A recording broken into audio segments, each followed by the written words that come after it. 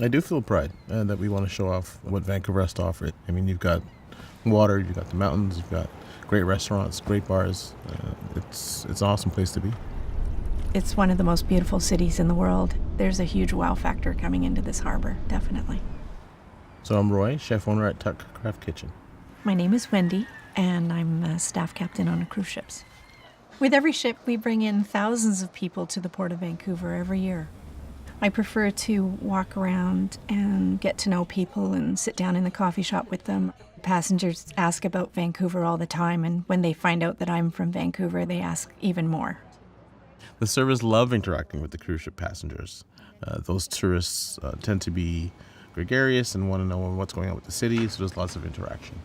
From where the cruise ship is, it's very easy to walk around. It's a wonderful walking city. I do think it's great that the Port of Vancouver is so close to where we are. Passengers, as soon as they get off the ship, they are right in Gastown, which is full of restaurants, full of shops, a ton of souvenirs to buy.